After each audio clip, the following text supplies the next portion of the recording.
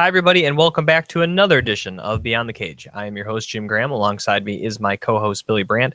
On this week's show, we are going to break down Bellator Dynamite 1 from this past weekend on Spike TV, and we will also pick the main card for UFC Japan this weekend on Fox Sports 1, Roy Nelson against Josh Barnett. And let's start first here with headlines. And once again, I'm your host, Jim Gramm, alongside Billy Brandt. You can follow me on Twitter at Jim Gramm, and he's on Twitter at WBrandt21. And of course, last week we opened the show with Nick Diaz being suspended by the Nevada State Athletic Commission, 5 years, $165,000 fined. In light of that, we've had many UFC fighters come to his defense, most notably UFC Women's Bantamweight Champion Ronda Rousey, among a whole host, and it seems just about every fighter on the roster, whether current or former, are coming to the defense of Nick Diaz. It has started the hashtag Free Nick Diaz. It has also led to a White House government petition that you can actually fill out that I believe gets sent to the governor or something about possibly trying to repeal the suspension. One thing we didn't know about, because we kind of did it as it happened there last week, he also, as part of the suspension, won't even be able to corner his brother or any other fighters as part of this deal, which I think is rather ridiculous. I don't see how that is a peer review of that. So he probably won't be in attendance in Florida for Nate Diaz's fight against Michael Johnson. That may change. I mean, it's only September 23rd today, so that could change when we get down to the end of the year, and obviously it being in a different state, being the state of Florida, which, as we all know, Florida is pretty crazy. So who knows what they might allow down there. So in light of that, we've had several big-time fighters, or at least known to the MMA world, maybe not outside, but Aljamain Sterling, as well as Henry Cejudo, have also come to the defense of Nick Diaz, not just with their words, but by saying they will not fight in the state of Nevada until this Nick Diaz thing is resolved to a more just punishment. And that's kind of where I want to start right there. So far, again, Rousey's coming to defense pretty vocally. Obviously, she hasn't said she wouldn't fight in Vegas. I don't think she'll probably go that far. But those two fighters there, and I haven't heard anyone else notable come out, but this could be a thing, and this could be bad somehow for the UFC, even though they had nothing to do with this ruling. Yeah, 100%. The Athletic Commission they made the worst call here. I think this will blow up in their face. I think it'll get took higher, and then maybe this will be the time where they start getting more people above them. Because right now, as you can see with this type of thing, it's sort of free range. If you make them mad, they can do whatever they feel, really. Like, there's no one to check them or nothing. They're doing what they want to. And a big thing I want to talk about that I think I overlooked in this whole thing is most people are saying, oh, 5 years for weed, 5 years for weed.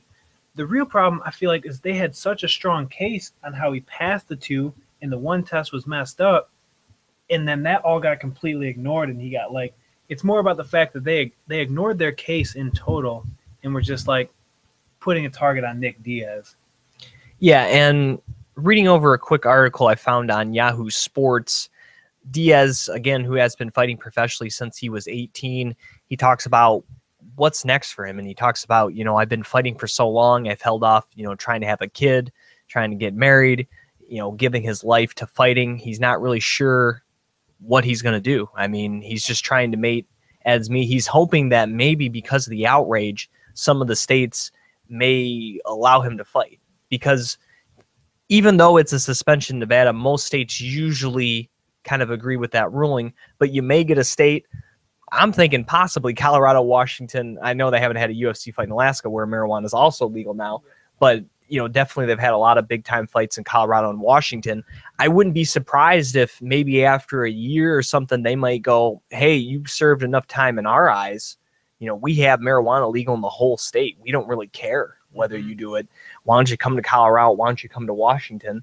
And I see that as a possibility happening sooner, maybe in one of those two states as opposed to potentially anywhere else. I don't know where it was exactly, but I'm pretty sure I read an article that there was, I forget, man, he's the head of his athletic commission in whatever state it was, and he said that he disagrees with them completely. So it maybe, I forget where it was, I don't want to misquote it, but somewhere like that where the guy says, hey, this was wrong. It's so ridiculous. I watched back the whole video, And right before it even starts, Pat Lumble or something, whatever her name is, they show her look to the guy next to him going, I bet you he doesn't even show up. So it's predetermined. They didn't like this guy, and they had something against him. I understand he does some questionable things. He doesn't do things the right way to most people. He does things his way. That's fine and dandy. The guy definitely beats the tune of his own drum. I will say that. And he sometimes he's a little rough around the edges. But I think at the end of the day, he loves fighting. He's good at what he does. He's good for the sport because he's entertaining and he's skillful. And typically at most fights, same thing with his brother. There's usually nothing but praise for his opponents. He knows and understands the build-up to a fight. And I think he really gets that. And I think at the end of the day, he is a pretty nice guy when it's all said and done. And regardless of how you feel about him, the thing should be about the rules. If you're coming down with a ruling, that's what it should be about. It's not because, well, you know what, we don't really care for this guy. Exactly. We should give him more. That's not what these rules and guidelines that your own legislation for competing in your state is based upon. It's not based upon whether you like the guy or not or whatever. And surprisingly, Dana White's been relatively quiet in this. I think there was a quick soundbite where he said, well, you know, he doesn't always go by the rules. That's about all I've heard from Dana White. He's kind of staying out of this, and that's surprising because typically if something's wrong, he puts them on blast, no doubt. Yeah, but I don't want to say Dana's had his troubles with Nick too. And I think that's why. Yeah, and I think that is it. But like this whole thing was just, it was so personal. That's what gets me mad. They ignored everything with the case and they made it personal. If you watch something, there was one point where the guy was talking about like, yeah, we've had to deal with some of your antics before at fights, trying to get you to fights. It was 100% personal. They didn't like him, and that's it. And it's something needs to be changed. I don't know when the appeal will be. The process is slow, but the right thing needs to be done. They need to let him fight, or hopefully, I don't know if the UFC will do this. If he gets suspended for 5 years, it holds up. The UFC needs to be the savior and be like, all right, we'll release you from your contract so you can maybe go fight in Japan or make a living out there. I hope they would do that. I'm not sure if they will because he is a big draw.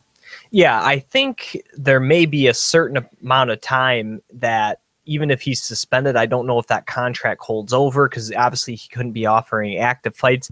There may be some way and loophole they can get out of it because he's out of suspension. But yeah, if he could go to ONE FC and fight there, it'd be no problem. Or even Bama, fighting in England.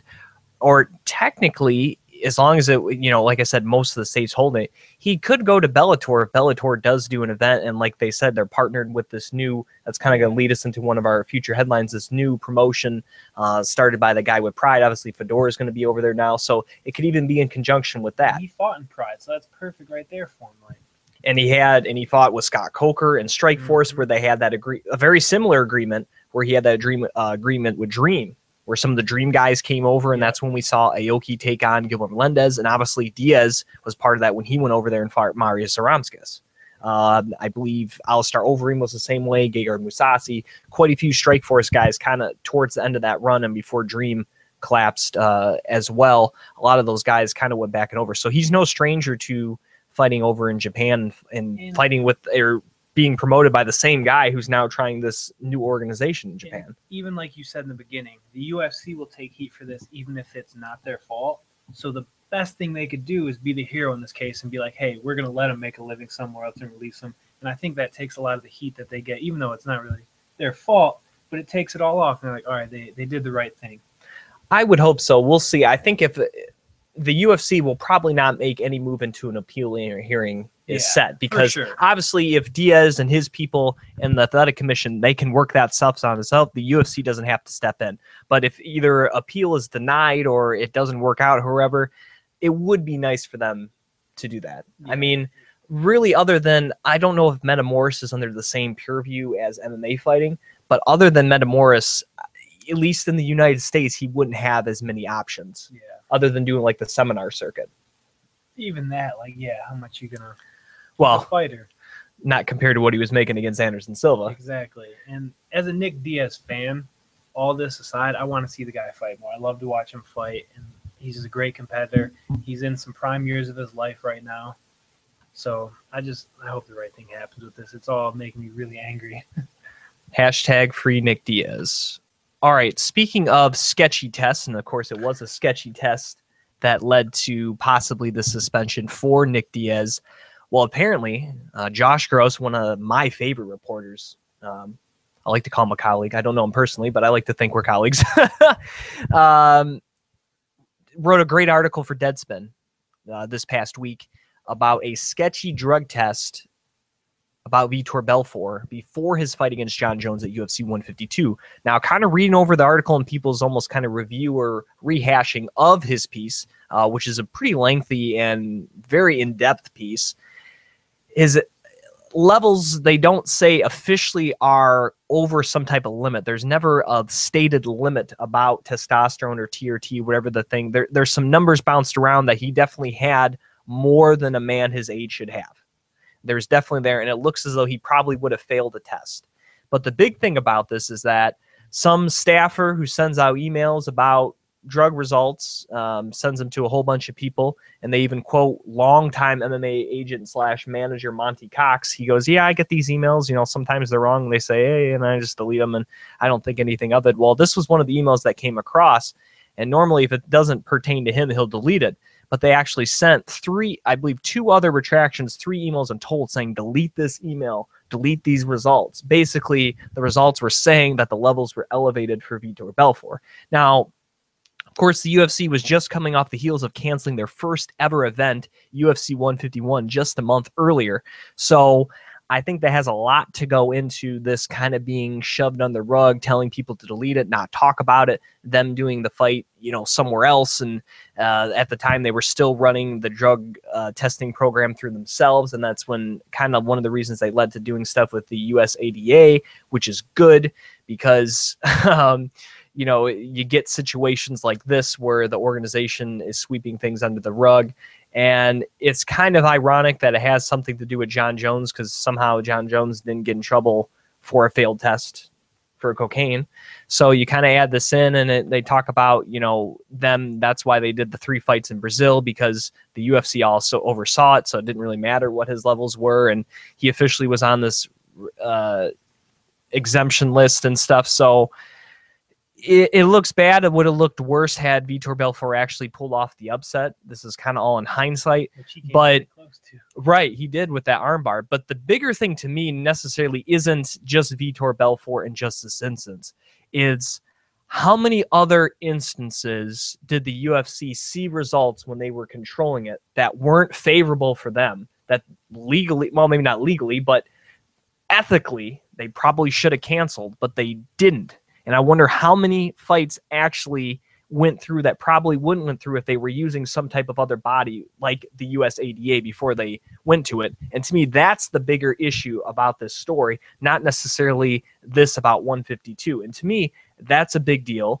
And it's reaffirms what a great move it was by the UFC signing up with the USADA, because now we won't get this type shady stuff's probably going to still take place with the UFC because they're a private company, but hopefully this will clear out less shady stuff and will stop guys using performance enhancing drug. And if they get caught, the fight won't happen regardless of how bad we want to see it. We got to try to clean up the sport. And that at the end of the day is the most important thing, not putting on a fight just so we can make money. Yeah, 100%. I think, like you said, this has a whole lot to do that one event got canceled because there was a lot of backlash for that and they don't want to do it. And then now if you do that, these were pretty close to each other, I'm pretty sure.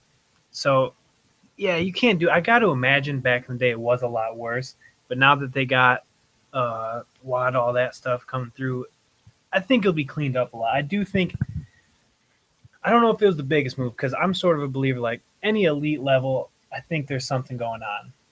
Not like everyone. There's good guys, but a lot of them. I think there's more of a percent than people think. So I think this is the right direction because I'm one of the random people that's not that negative steroids in a lot of sports. Combat sports is the one where I do think it needs to be taken out of because, I mean, you're putting blows on other people's heads and stuff. So, yeah, it's a right step towards getting it cleaned up, but it's never going to always be out. There's always the new thing. They're always ahead of the curve, and it's always going to be a problem in the sport. But again, credit to Josh Gross because this was a great article.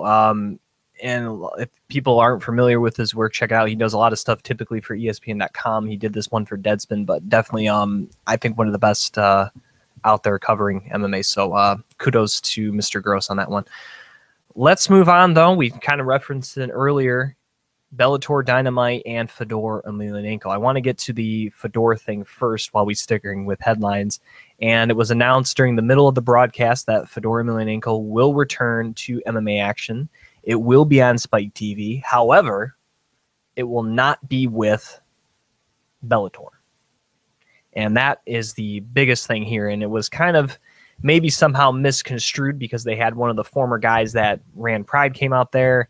Doesn't speak English very well. So it was kind of hard to hear what was going on because at the end, Jimmy Smith did say it's going to be on Spike TV and it's going to be a Bellator Dynamite card. And I think that's what threw people off. It's going to be a Bellator Dynamite card, but it's not specifically Bellator MMA. And it's just that the fact that the USA rights to this organization will be on Spike TV, and they had the Spike TV guy out there as well. So it will be New Year's Eve in Japan. No opponent has been named, but it will be Fedor Emelianenko. And I don't know. The article I'm reading, Chuck Mendenhall wrote a piece on MMA fighting. Fedor's return is a dynamite with a damp fuse. And I think that's kind of what it is. People expected him to either be with the UFC or Bellator, not some weird Japanese offshoot of Bellator, so to speak, taking on someone probably not that good. Yeah. What I like about this, and I'm not sure, I'm just taking a wild guess, but they keep saying more and more Pride-like. If they have this more set up like Pride rules with kicks on the ground and all that stuff, I'm all for it. I'd love to see that classic style stuff, Fedor coming back. But, yeah, I think most people, like all the rumors around the UFC was official, so they expected this big thing and these big fights, and this is kind of, what do they do with them here? I mean, they could still do the Couture fight, so we don't know how that's set up. So I could be excited if he gets a good name like that, but if he just fights some random in Japan, I don't know how much it does for me. Right, and it's a 2-fight deal, so there is still a chance after these 2 fights. Obviously, if he does one New Year's Eve, maybe one March, could be next summer, he comes to officially Bellator. And this could be a thing where Fedor is doing this to kind of get back in the swing of things because, again, he hasn't fought for 3 years. Yeah. So maybe he doesn't feel, even though he said he wants to fight the best, maybe he doesn't feel he's ready to face the best again. So taking 2 fights in Japan where he's comfortable with the promoter, it's not Sakuraba because that's the player. It's like Sakuraba or the promoter that ran Pride. He's familiar with him. Mm-hmm. So maybe that's what it is, a comfortable feel thing. Get 2 fights under his belt against some people we've never heard of. He whoops them real quickly, and he comes to Bellator. And, Bellator currently doesn't have any top heavyweights. I would really say the Couture fight's intriguing. Maybe they could pull somebody I'm not thinking of, or maybe at that point someone will be released from the UFC at that point that they can pull over or something, or who knows, or maybe the UFC gets some.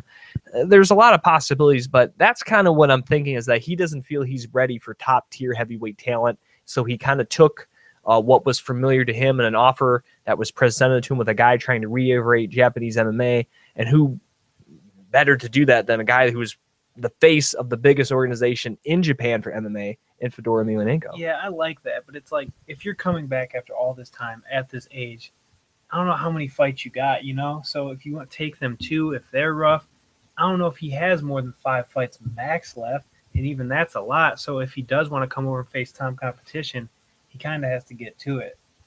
Yeah, well, again, we don't know what's going through really his head. early. Maybe he'd just take these 2 fights and retire again. Who knows? Exactly. Maybe he just wanted to help his buddy out, start a new organization. Maybe that was the thing all along. But to me, and I think we kind of talked about this when we were breaking down like the Go Big conference, if they weren't gonna announce Fedor there, it probably wasn't likely that he was getting signed then. We kind of had a feeling, because that was the time to do it right there. Yeah. And so in a roundabout way, it's almost like he's signing with Bellator. He's not. I think it's going to be like the next Dynamite card, I think is what they're going to call it. It'll probably be Dynamite 2. So we'll see some matches thrown together by the Japanese promoter, and I think we're going to see a couple of Bellator fighters and fights on that card too. I that's the gist I'm getting. I don't think it's just going to be a straight Japanese MMA card shown on Spike TV. That's kind of the gist I'm getting. Yeah. Whether or not it's going to be a big Bellator fight, I don't know. But I think somebody from Bellator is going to be fighting on that card. Yeah, there has to be something more to it for them. Obviously, introducing them on like that card, sort of with their name on it and stuff like that. But it's all really early. We'll only see as more news comes out about it. I hope he gets a big fight. Honestly, I don't want him to come back, build up all this hype, fight a couple nobodies, and it is like he has kickstarted that off. Like, I hope he really goes for it. All right, let's get to the actual event that took place, not just this big announcement. Again, Bellator Dynamite 1. Looking at the TV end of it, it didn't do as big as the other tentpole events as they've had. In fact, it was the lowest rated tentpole event they've had, and the first one to go under 1 million views. However, it is higher than the average broadcast under Scott Coker so far, which is typically around 500,000 to 600,000 viewers, average viewers. Bellator did 800,000 here for Dynamite 1. And a lot of people are citing it was on Saturday instead of Friday. And obviously Saturday had to go up against college football. And to me, that's probably the biggest thing it had to deal with, why the ratings were decreased. I believe they said that, I think there was an Ole Miss game, like 8 million people tuned into the Ole Miss game. I mean, that's a huge chunk of your probably audience watching that. Not to mention, for some reason, even though this was in San Jose, California, it was taped late on the West Coast. That doesn't make any sense to me. In this day and age, there's no reason for tape delay. Show it live. If people don't want to watch it live, that's what the DVR is for. Yeah. You know, that's the sole reason of the DVR is to so you can watch something later because you're probably busy then. So they haven't showed the day plus 7 numbers. Those may be slightly higher, but I think having it on Saturday instead of Friday and going up against college football is the reason for the decline in viewers. Yeah, they'll definitely make a big impact on the viewers, but let's not forget there was no Kimbo Slice on this card. None of the real stars. Yeah, that's true. That's true. Honestly, as much as I joke about that, I think it does show, weirdly enough, how big of a draw Kimbo is. Like, there's definitely other things that went into it, but there's something about his name that just gets all these casual fans to watch when all the hardcore MMA fans are still going to watch a Tito fight, but not all the... Right. Just in comparison, what you mentioned, Kimbo Slice, Shamrock averaged 1.5 million, and then the Bonner Ortiz, kind of the first big tentpole event, did 1.2. Yeah. So just in comparison, it did a little less there. And just looking at the event, what actually happened, I thought it was a great event, personally. So for those that didn't tune in live, they missed a great event. I mean, they did the whole intro thing. There was the stage. There was flames. They had the Pride announcer lady there. Yeah. They had the cool walkouts. And even though I don't know a lot about Glory. I think you know a little bit more about it than I do. I didn't mind it. I thought it was cool kind of switching back and forth between. I thought the fights were pretty exciting. I mean, the female fight, had Gilbert Melendez's wife. I thought she dominated. She had a great fight. I thought the Gonzalez Daly was a great match. The big title fight they had for Glory, though, that one kind of had it ups and downs. There was a lot of tie-ups. You kept on seeing that referee come in. All right, break it up. That one, wasn't as big for me. But the Josh Thompson fight, I kind of expected the wrestling mode Josh Thompson. I didn't think he was going to stand with Bronzoulis. He did get the finish, but that fight, Phil Davis looked great in his 2 fights. Obviously, he took out Linton Vassell pretty quickly with that great submission.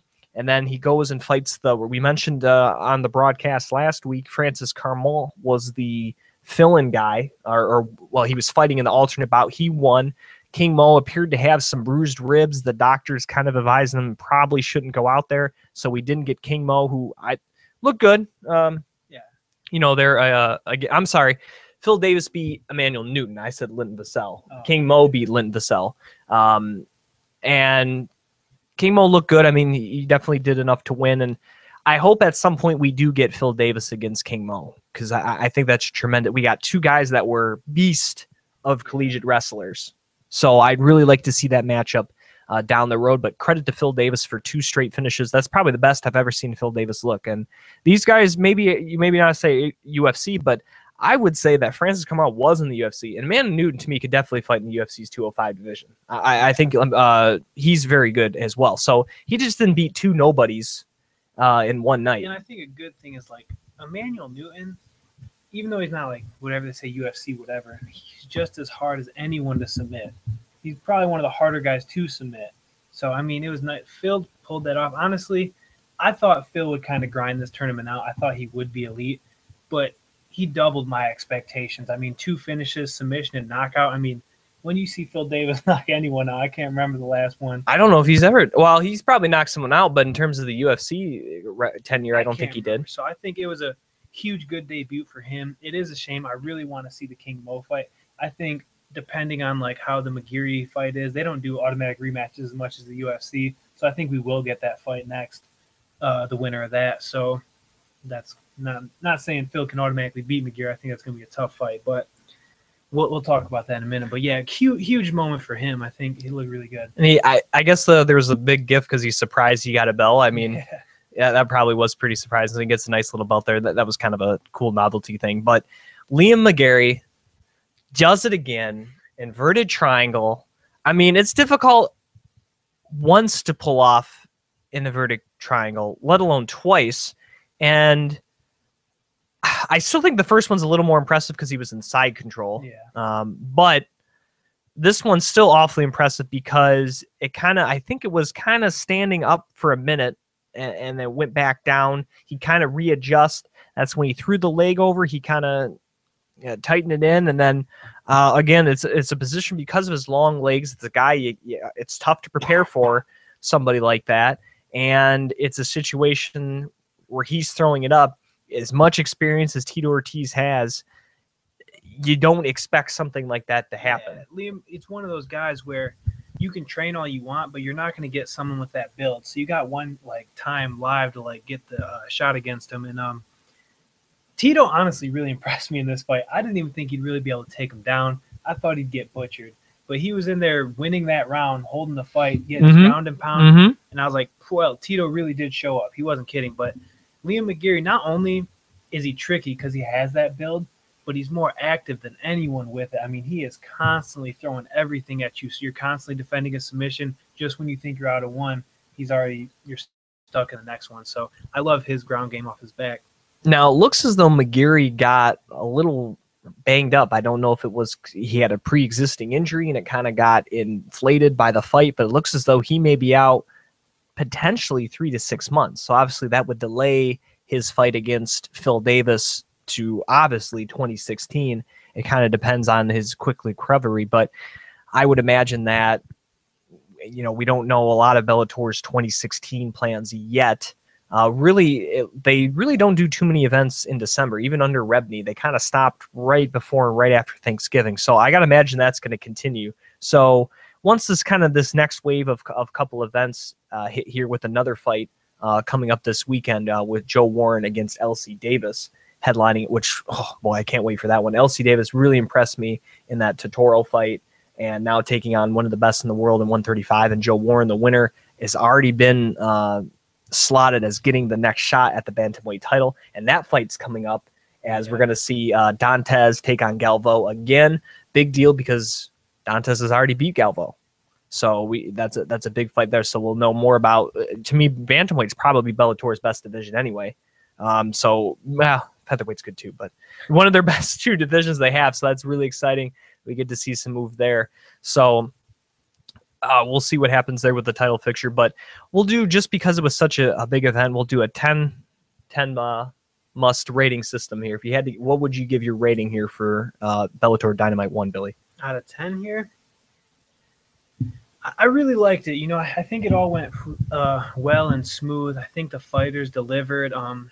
It stinks that we didn't get the Phil Davis fight, but I give it a solid 8. I think it went well. The fighters showed up. I mean, they had a bunch of cool. This didn't really have nothing to do with the fights, but I got a little bit of chills when the Pride Lady introduces Fedor for that. It all went really well, and I think the fights were good. And I love this setup, and I hope to see more of them. I'm right with you. I'll give it a 7.5 though.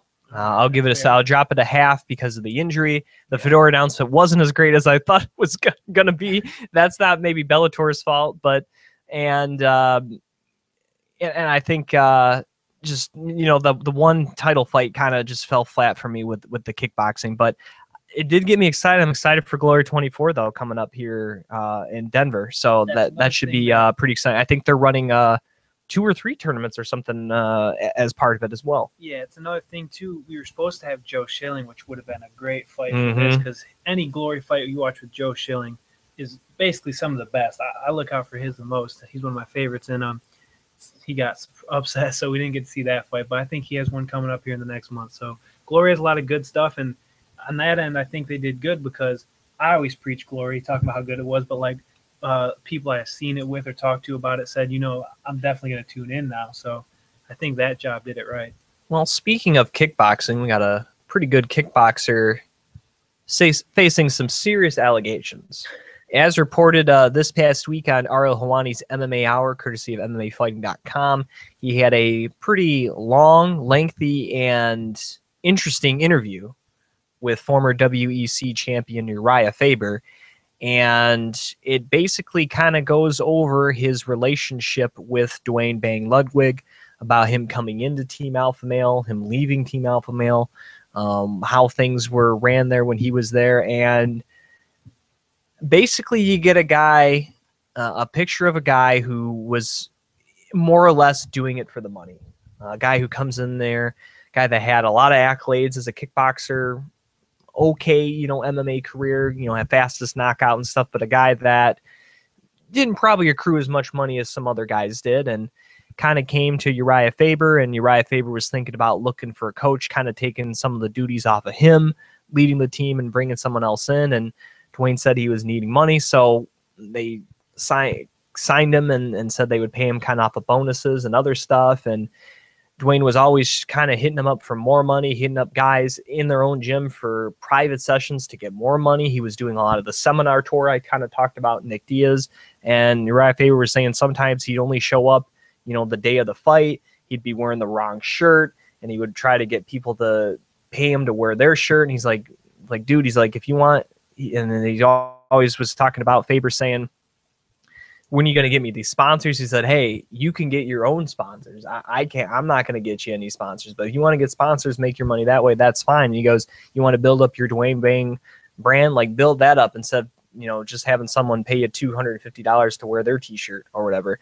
There was also an incident where apparently he gripped up Reed Harris, former WEC head, now an employee with the UFC, over trying to get some tickets to a UFC event. Racist comments about a couple of the African-American fighters at Team Alpha Male. Also the fact that he refused to train Paige Van Zandt and was not a fan of women's mixed martial arts. Kind of hearing all this stuff in the stories. Again, it's a lengthy interview, and it's also kind of transcribed on MMA Fighting by Sean Al-Shadi as of the 21st so Monday. All this stuff doesn't seem like he's making it up. Some of the stuff is, to me, pretty ridiculous. And for Uriah Faber, a guy I hold in a pretty high esteem, most of this has to be true. There's no way that all of this is false. Yeah. I don't know what the percentage is, but for him to, and here's the big kicker to me, is he's held on this information for quite a while. I mean, it's been over a year since Dwayne left Team Alpha Male in Sacramento, California. And to me, if he really wanted to put Dwayne on blast, he would have done this a long time ago. So to me, for him to do this now, and he kind of talks, he's kind of recanted saying there was an episode that will air on Tough that kind of fueled him wanting to kind of clear the air about this allegations, because we kind of just been hearing stuff from Dwayne, just Dwayne attacking him and Faber not really saying much. So I'm really glad he opened up about this situation. And to me, the fact he was trying to be the bigger guy for so long, it has to be true. Because like I said, if all this stuff is true, if I was me, I wouldn't sit on something like this. I don't care whether you're trying to be a high road or not. If someone's doing something wrong and exploiting people and saying things that he's doing, gripping up Reed Harris, I would have said something way sooner than this. But I credit Uriah Faber for trying to be the bigger guy for as long as he did. Yeah, Uriah is probably one of the most professional guys there is, because, I mean, you watch him, even like Connor's going at him on UFC Tonight and stuff. He just keeps it smiley when he goes after TJ. He's like, no, he's a good dude. Like, he defends it, and it does seem like he tried to be the bigger man here for the longest time.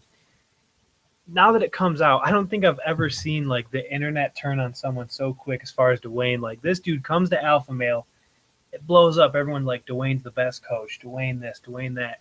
And then this happens.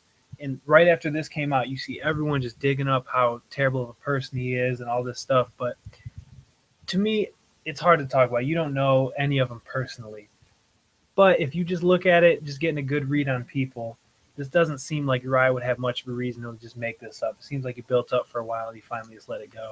Now, looking, there's kind of a response here again by sticking with MMA fighting. They did able to get Dwayne Wudlig on the line, and reading over his responses, he doesn't really refute a lot of the stuff Faber says. I mean, the one thing he says about WMMA and women's MMA, that is that he just doesn't like to see women getting punched in the face, but it's okay for them to grapple and stuff. To me, if you're not okay with them getting punched in the face, then you're not okay with women's mixed martial arts. Because if women are going to compete in MMA, guess what? They're going to get hit in the face. So you're obviously not comfortable with that. That doesn't really clear it up. He says, a lot of his stuff is joking. That he says that Faber did promise some, sponsors he never get at. And he's like, Faber's the man there. No one questions him. And, if something was wrong, I would call him out of it. And, he didn't like that. And people don't like that when I called him up on stuff. And to me, it wasn't so much that Uriah Faber never gets questions. It just seems like probably the reason he doesn't get questions, he goes about things the right way. It seems like he does what he says he does. And Dwayne, I'm not saying the dude's the worst dude ever. It sounds as though he did some questionable things, and it sounds as though he's a guy that maybe is somewhat forgetful. He heard sponsors, so he automatically thinks, oh, you're going to get me sponsors. And Faber comes saying, dude, I'm not getting you sponsors. And he comes up in this article here saying, oh, he was supposed to give me sponsors. I don't know what he's talking about. He's saying the Reed Harris thing wasn't that big a deal. He's cool now. And I'm not saying the guy isn't a good coach and whatnot, but it definitely seems like something was wrong, and I think Faber did the right thing. As much as a boost as he gave the team and their coaching abilities and techniques, it didn't seem like the dude was doing the best for everybody and was really just looking out for Dwayne. And I think if you're going to be a coach, you can't be concerned about yourself making the most money. You're a coach because you want to give back and help out athletes. Yeah. And if your goal is just to look out for yourself, it's kind of hard to look out for yourself and be a coach. I feel like those two things can't coexist to be a great coach in any sport. Yeah. It's sad because it does seem like something he was doing well for that team. Maybe they just hit a good spree, and it's coincidentally, you could say. But I think this is going to hurt him in the future either way, for sure. I mean, if he was trying to build up his own brand, the fact is everyone loves Uriah, so people are going to trust him. People are going to go against him. I don't think this is over, so it's hard to really know. I think more will come out, and I think it's going to keep blowing up because you see guys like Mendez starting to get mad too, and he said in one article, like, we made Dwayne Ludwig. So I think there's a lot more to come out, and until then, he's kind of got to see it all unfold. Right, and Faber is even saying, TJ Dillashaw was broken up about this because as much as he liked Dwayne, he even went out of the way to give him money off of his bonuses and discretionary bonuses and stuff like that to keep training.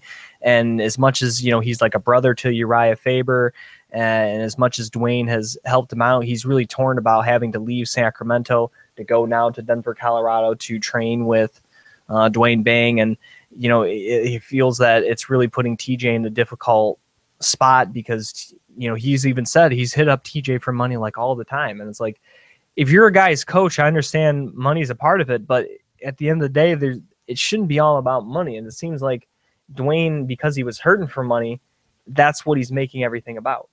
Yeah, it's a shame because I really did want to believe that he was just like this genius coach comes through and changes all these guys and they hit this streak, but it seems to be not the case, and he just needed money. They put his name on the face of their training, so it all worked out for him. But Honestly, hopefully maybe this isn't. Maybe both of them are exaggerating. Both of them are getting angry. Like I said, we just don't know. All right, let's get to this weekend's action for the UFC. UFC Fight Night Japan. It will be this Saturday from Satayama, Japan. 6 fights on the main card. There will also be 4 fights on the undercard shown on Fox Sports 2. The first fight of the evening will be in the featherweight division as Mizuto Hirota takes on Teruto Ishihara. Looking at these two, they're both from Japan. Hirota has a record of 17-7, 7-2 for Ishihara. These are the two guys I don't know a whole lot about here, Billy, and you'll probably reiterate the same. Just kind of looking over the record here, obviously Hirota has a little more experience. He's a little taller, probably a little bigger, but Ishihara, a pretty good clip as I believe 5 of his 7 career victories are by knockout. So this is a guy that has quite a few knockouts to his resume, but of course he has the Brian Ebersol shade there, so hard to get a lot about him. So this one, I'm not going to beat around the bush on. I would probably give a slight edge to Hirota in this one. Yeah, I agree. I mean, 7-2, it's a solid record here. He has a good amount of knockouts, but you kind of, when you don't know a lot, I almost just side with experience. I mean, when you've been in the cage that many times, 17-7, he has good KOs, has some subs. It should be an interesting fight, but it's always fun seeing new guys in there. The thing, though, for me is this is an interesting one to kick off the card with, to be quite honest. I think if you were going to throw this one on, I would have liked to seen that maybe deeper, kind of hidden by some other bigger names first. I mean, you had a guy like Cajun Johnson from Tough Nations. I would have liked to maybe seen him place. Nick Hein is a guy who I think is one of the best European fighters coming up in the UFC right now. Obviously, you did have Kim Yamamoto's fight scrapped. I think that was going to be in place for the first fight. I get that, but I would have probably promoted one of those two over Hirota and Ishihara, though. Yeah, I would have almost even rathered a 5-fight main card. Honestly, I like the 6-fight main card, but it does get to be a stretch sometimes, especially if they all start going the distance and stuff. The next fight of the evening will also be in the featherweight division as former Ultimate Fighter winner Diego Brandao will take on Katsunori Kikono. And looking at this one, Kikono, pretty impressive records, 23-7 losses, 2 draws, 23-10 for the Brazilian Diego Brandao. And of course, we all know Brandao brings a lot of power, a lot of intensity. He's aggressive. He's in your face. He also has a very solid top game, pretty solid submission game as well, but he has proven that he sometimes fades out in fights. And also you can, if you can take this guy down, you can beat him up in the bottom. And his opponent, Kikuno, so far looking over his UFC tenure, his debut was back in 2014. Since then has gone 2-2, most recently a loss to Kevin Suva back in March. He actually got knocked out in the first round. And kind of looking over that, and he also had a knockout loss to Tony Ferguson in May of last year.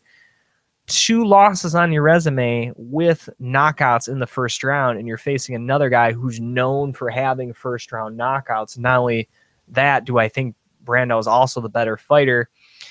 This may be a way for Brandao to kind of get back on the winning track. And the reason I say that, even though his last fight was a win against Jimmy Hedges, let's not forget that was a fight where that was a doctor stoppage win.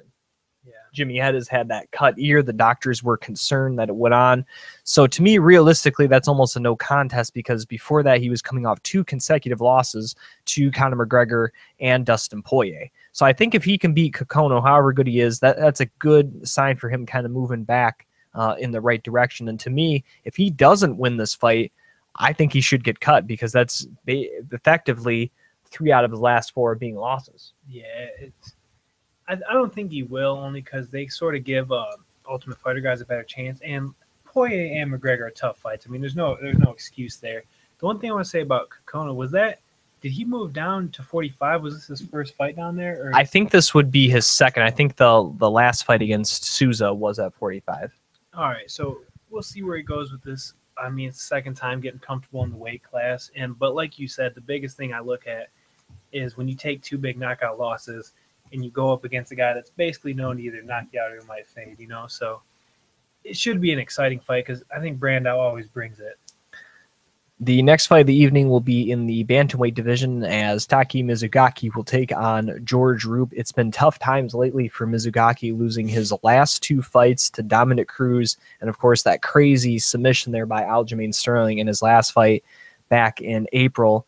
Overall in his career, 20 wins, 9 losses, 2 draws. Definitely a guy that seems to be on the downside of his career, taking on George Roop. I almost call him a career journeyman here at 15-12. Also, his draw has kind of bounced around from 155 now all the way down to 135. Has not fought since last year at UFC 175, so over a year ago, and he got knocked out in the first round by Rob Font. He has not won since April of 2014. Where he was able to get a decision win over Dustin Kimura. So, man, this is kind of a fight where both guys have not really been on the greatest run of late. I would expect that if it stays standing, I'd probably give a slight edge to George Roop. He's the much taller guy. In fact, he'll have a 6-inch height difference and probably even a bigger reach difference there as well over Mizugaki.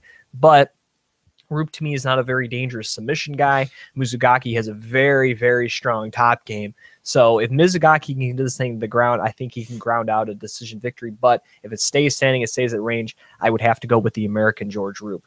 Yeah, I think Mizugaki has hit like a tough little stretch here. I mean, that fight when Cruz came back, I don't know if there's anyone in the world that wouldn't have happened to. I mean, Cruz was on a mission, and then when you get caught by a crazy submission like that, it's too. I'm not giving him credit for his losses, but it's hitting tough. But I think, no offense to George Roop, but even him coming towards the end of his career, I think he's a lot more elite than Roop, and I think he'll be able to control where the fight goes, grind out a decision. The next matchup of the evening is in the flyweight division as Kaiji Horiguchi will take on Chico Camus. Looking at Camus, since moving down to 125 pounds from 135, just 1-1. He got a big win over Brad Pickett in November of last year, and then early in this year got pretty much dominated by Henry Cejudo at UFC 188. And looking at Kaiji Horiguchi, he had his first ever career loss in his last fight, which was for the flyweight title back at UFC 186 in Montreal. Before that, was able to win his first 4 UFC fights, with 2 of them coming by way of knockout. And to me, this is a great fight for Horiguchi to get back into the swing of things against a guy that's definitely going to stand and bang with him, that being Chico Camus. And I think we're going to see a very exciting fight, a very fast fight. And if we see any grappling, maybe on the side of Camus, I don't think we're going to see a lot from Horiguchi. I think he's going to want to go in there and entertain the Japanese fans. And in fact, his last knockout victory was when he was in Japan. So I think that give him kind of an extra boost as well. So I think we're going to see kind of what we saw before he ran into Mighty Mouse Johnson from Horiguchi. Yeah, even in the Mighty Mouse fight, Horiguchi really impressed me. Just like his movement in and out, how fast he leaps in and makes stuff. And I think Mighty Mouse is so amazing. He looked not even rock, but he landed a huge knee. And I really like his style of fighting. For Camus, yeah, I think if he has an edge maybe in grappling, it's going to be really tough to get to him, though. And like you said, in front of that Japanese crowd, he's going to want to just put it out there, put an exciting fight. And I think this is a potential for the fight of the night, maybe like a people's main event type of thing. The co-main events of the evenings in the middleweight division as former Strikeforce light heavyweight champion Gegard Mousasi will take on Uriah Hall. Mousasi was originally supposed to fight Juan Canero. Canero got hurt. Uriah Hall, fresh off a first-round knockout victory at UFC Fight Night Nashville, steps in and takes on arguably the best guy of his career here, and at least in the UFC so far, take on Gegard Mousasi. And I think this is a very exciting fight. You have more of the powerful, strong, and explosive Uriah Hall against kind of the sneaky and cerebral Gegard Mousasi. And I just think we're going to see a great striking battle. If there's any grappling, I would say maybe on the side of Mousasi, but Uriah Hall's been proven he's a tough guy to take down. And if someone's going to take him down, I wouldn't say it's Gegard Mousasi necessarily. And what I look for is if Uriah Hall kind of gets frustrated by, the lullaby, I guess you could say, that Mousasi sometimes lulls people into, and if Hall makes a mistake and you see Mousasi capitalize on it, that's where he's best, is countering. But that being said, Uriah Hall, his power is so explosive, sometimes you won't even have time to counter it. So that's why I just think we're going to see a tremendous matchup. And to me, this is a big fight for Uriah Hall, because if he doesn't at least make this fight look close, then we know that he is a bust. But even if he loses, if he can make this fight competitive, we know that Uriah Hall can do things at 185. And obviously, if he ends up beating Gegard Mousasi, then we know that, he's on the right track to kind of getting back to where he was with the Ultimate Fighter, being a guy we thought that could win a world championship. I was going to say, when I'm going to give away a lot here in my pick also. When Hall came into the UFC, he had all this potential, and everyone's like, this guy's the future, this, and this. And it seems like every time he gets that big fight, he falls a little short. He falls into this, I don't know if he gets comfortable, what it is, but he seems to fall short in those fights. And I think this might be the fight where he finally breaks through it. Even though I like Mousasi, and I'm probably wrong, because every time I sleep on Mousasi, because he doesn't even look like he wants to be there, he just has the same face expression, whatever. He finds a way to get a good win, but I think Hall's going to be just too explosive. It's going to be trouble to take him down, and if he lands a couple of those shots on anyone, man, and I think he's finally, I don't want to say more confident, because you had to be a confident dude to be at Uriah's level, but really just full confidence in his hands and just let him go all the way on Mousasi, and I think he'll be able to get a good win. The main event of the evening is in the heavyweight division, as former UFC heavyweight champion Josh Barnett takes on Big Country Roy Nelson. And this one is not going to last very long. Neither of these guys, well, maybe Nelson a little bit, but Josh Barnett, typically, win or lose, does not go very long in his fights. Go back to his history. He's a guy that typically either gets finished or finishes you very quickly, especially with the slick submission skills. But I think in this fight, I think his jiu-jitsu kind of is a wash with Roy Nelson, to be quite honest. And Roy Nelson is a tough guy to take down. I'm not exactly sure what his takedown defense percentage is, but I don't think I've ever really seen him on his back. Maybe Cormier didn't even really mess with him, Just put him up against the fence. Yeah, so I mean, he's a tough guy to take down, and I'm not saying Barnett couldn't handle his guard or anything like that. I'm just saying he's going to have a tough time trying to take him down. And if it stays standing, Barnett's a solid striker, but he's never shown that he has that one-punch knockout power like Roy Nelson.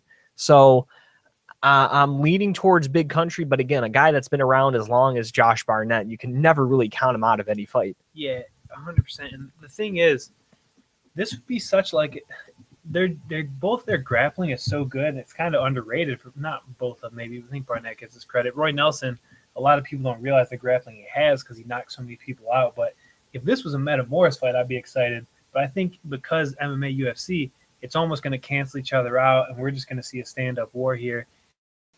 And anytime, I don't care who Nelson's fighting, I will pick this dude because aside from the Mark Hunt fight, his chin, I've seen. He might have the best chin of all time. I mean, the shots he took from Verdum, the beating, was it Dos Santos too? Mm-hmm. They put beatings on him, and he'll still throw that hand. Cormier hit him pretty hard too. Yeah, and he'll still just come at you throwing that big right hand. And even though he has troubles with those guys at the elite, I'm not saying Barnett's coming towards the end of his career, though, and I think he'll be able to land one of those shots. All right, with that said, let's get to picks. UFC Fight Night Japan this Saturday, September 26th from Satayama, Japan. First fight of the evening, featherweight division, Mizuki Hirota against Hiroto Ishihara. Going with Hirota in this one. And again, this is the matchup we probably know the least amount on this card, but I'll take the experience of Hirota there. 100% for the same reason. I almost always side with the experience, and if you have a pitcher. Also in the featherweight division, Katsunori Kikono will take on Diego Brandao. Don't like the way Kikono's 2 losses have gone in the UFC. Quick knockout finishes, and I think that plays right into the hands of the Brazilian DB, so give me Diego Brandao on this one. Yeah, the style matchup here is too good for Brandao. And you take a couple knockouts, and Brandao's kind of looking for that big win. I think he'll get it done. Bantamweight division, Take Mizugaki against George Roop. I like Mizugaki in his home country. I think he'll be able to get this to the ground and grind out a decision victory, possibly a submission. So give me Mizugaki in this one. Yeah, Mizugaki is he's a little more elite. He's had some big losses against tough opponents, though, and I think he'll be able to get done with Roop. Flyweight division, Kauji Horiguchi against Chico Camus. I think Camus has a chance in this fight. I think he is a really good stand-up fighter, but I don't know if he's just as fast and as explosive as Kauji Horiguchi. Also, again, fighting in his home country, he's going to be pretty comfortable doing that. So I'm going to take Horiguchi in this one. Yeah, we're going to pick the same thing almost every fight. Yeah, Horiguchi is going to be able to get in and out, I think, before Camus even knows he's there. I mean, the way he explodes into stuff, I really like him. I think he'll get a big knockout. Gegard Mousasi against Uriah Hall. I really like both guys. I think we're going to see a fun, entertaining fight, but short notice for Uriah Hall. Mousasi's beaten some better guys than Hall has. He seems to do a little better under the bigger time fights, so I'm going to go with Mousasi in this one. There we go. Here we get a different one. I think this is Hall's time to finally get that big win, maybe get up in that top contender spot. I know Mousasi's ranked at 6, that says, so that's a big win to get him in that top 10 and maybe fight some other guys out there. And we'll see if Hall is what we always thought he could be. Main event of the evening, heavyweight division, Josh Barnett, the War Master, taking on Big Country Roy Nelson. I really do like Josh Barnett. We got to interview him about a year ago. Great dude, definitely a legend in the sport. Hopefully one day we'll probably see him in the UFC Hall of Fame. But this fight right here, 2015, Japan, going with Big Country. I just think that the grappling's pretty even. It'll kind of cancel each other out. When it goes to the feet, Roy Nelson always has a puncher's chance, and I have a feeling he'll be able to land one of those big bombs. So give me Roy Nelson in this one. Yeah, I will never pick against the right hand of Roy Nelson. That thing will land, and no offense to Barnett, but I just think he's towards the end of his career. I don't know the last fight he had, but I think it has been some time, so I like Nelson in this fight. All right, before we end the broadcast, we got to let people know we are a little over a week away from the MMA Classic Expo put on by MMA Signatures over at the New York State Fairgrounds in Syracuse, New York, October 3rd and 4th, with some huge names in the world of mixed martial arts, including UFC Hall of Famers Dan Severn and Mark Coleman. Don Fry's going to be there. You got a few of the UFC 1 participants, such as Gerard Gordeau. Art Jimison is going to be there. I believe Pat Smith's going to be there. Art Davey, the original co-founder of the UFC, is going to be there. Got some big names at 115, like Randa Marcos is going to be there. Carlos Barza, Felice Herrig, Claudia Gadella is going to be there. 135, they got Ashley Evans Smith's going to be there. Phil Baroni's going to be there. The New York Badass. Gary Goodridge is going to be there.